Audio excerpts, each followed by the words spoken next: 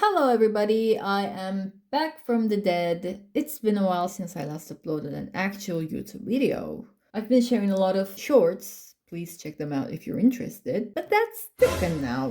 Shorts are shorts. This longer videos take a lot more time to edit, to record. It's hard in general. Anyways, you can see everything I'm using throughout my process. I'll also add the links to the supplies for my Turkish viewers. You see, I live in Turkey and some of the supplies I am using are probably not available all over the world. Maybe you may not be able to find them in Amazon. But the oil paints I am using for this video are available everywhere worldwide. Like I said, I am using oil paints. If you use or want to use oil paints, please work in a well-ventilated area. These paints contain volatile organic compounds which may be irritating and harmful for your respiratory tract, and the thinners that are used in oil painting smell horrible. I know there are odorless thinners available. I am using one of those, but still it has somewhat of a peculiar smell to it,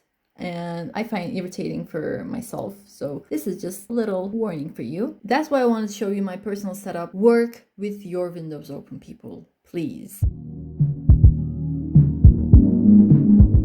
Today we're going to paint a portrait. I saw the Barbie movie when it first came out and I just wanted to paint her in my style. That was a trend. Kept seeing Barbie all over social media, people drawing Barbie themed stuff and whatnot. Those templates. This Barbie is blah blah blah blah. That's what I'll be going for today. Now that it's settled, we can talk about the painting itself. I always start my painting process with drawing. Some artists prefer using paint for that, just sketching out the general shapes with their paints and then painting over them, but I usually use a pencil. Anyways, let's get to painting.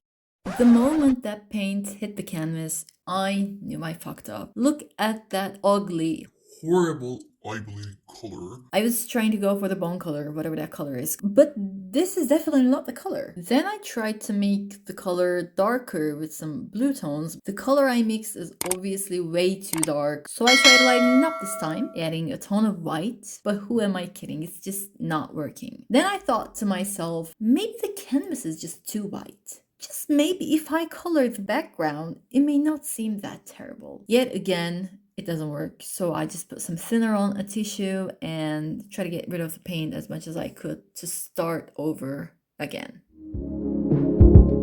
As the almighty Bob Ross said, we don't make mistakes. We just have happy accidents. So we just roll with it. I know a lot of people who just give up on their art, but let me tell you, art is all about trusting the process, okay? If you make a slight mistake, who cares?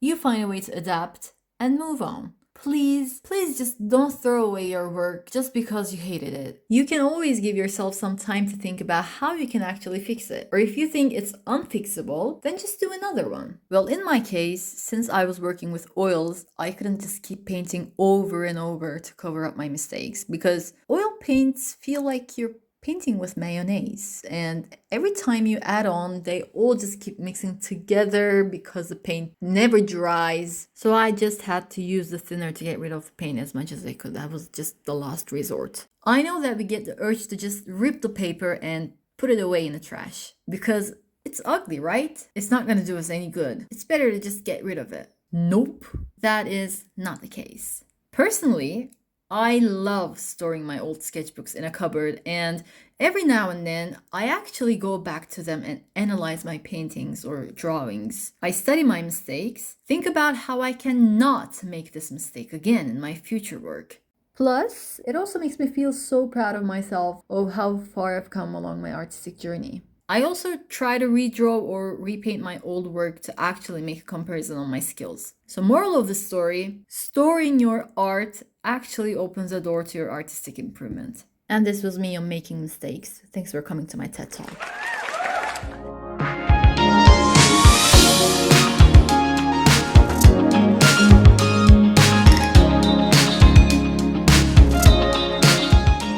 This is the photo that I like to paint.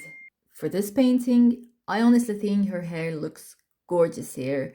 And aside from how pretty Margot Robbie is, I chose this dancing outfit, this dancing scene, because this is the moment she says, "Do you guys ever think about dying?"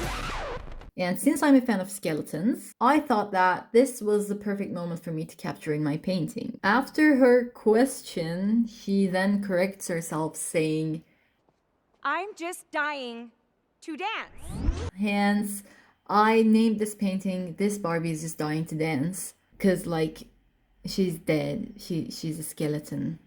Got it?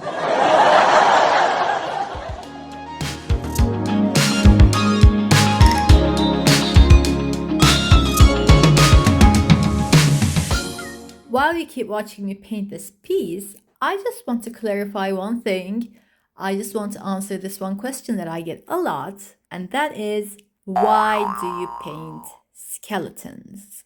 And this question usually follows with, are you obsessed with death?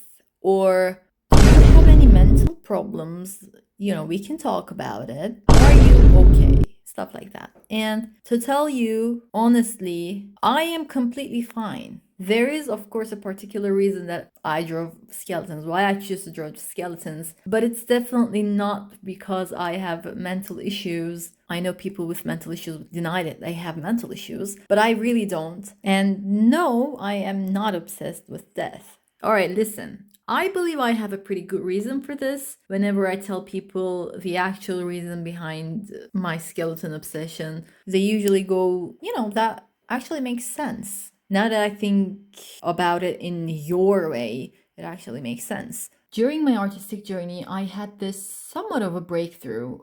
I just felt a lot more creative and I tried to step out of my comfort zone to try different things. It was last year and it was truly eye-opening for me.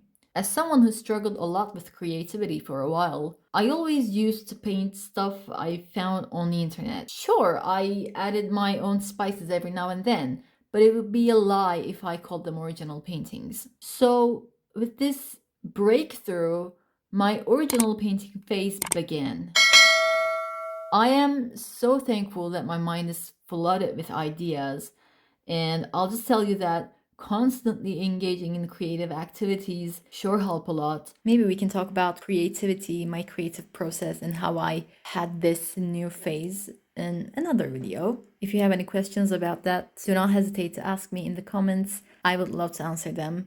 So yeah, while conveying my ideas to paper or a canvas, I had this one question in my head. Who is this subject? Who am I gonna choose as a subject for this portrait? Or if it's a scene with someone in it, who is that someone gonna be? I don't want to use a photo of some random person I found on the internet. Then I'll have people asking me, who is that? And I don't want it. Maybe I could use myself. But no, I wanted this subject to be kind of anonymous. Something that anyone could maybe find a part of themselves when they look at my art. I didn't want it pointing fingers at a particular person. And skeletons for me were the best subjects. Beneath our very skin and muscles, we all have a skeleton inside. I have it, you have it, a 7-year-old has it, a 70-year-old has it, a girl, a boy has it. It's just a part of all of us. It is a part of every single human on this earth. It could be anyone, and anyone could be it. So yeah, this is why I choose skeletons as my subjects.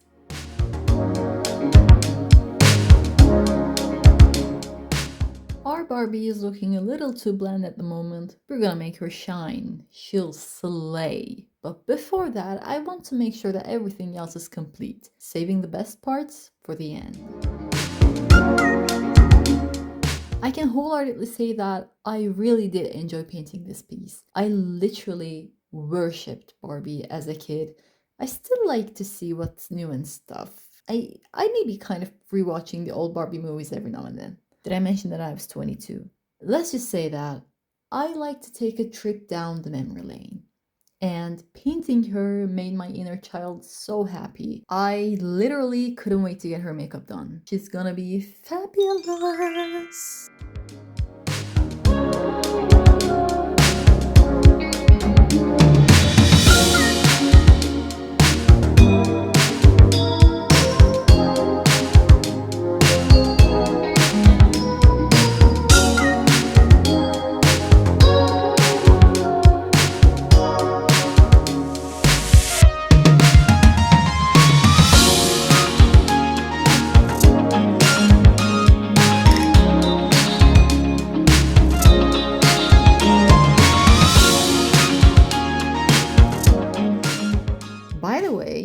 waited for a few days to let the painting completely dry before this final shiny process.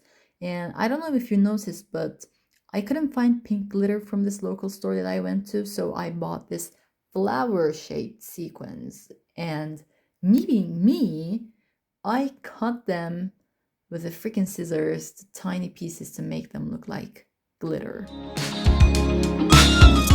Well, yeah, I talked too much, didn't I? Here's Barbie. Thanks for watching, and don't forget to like and subscribe to see more art content. I'll see you in the next video. Bye!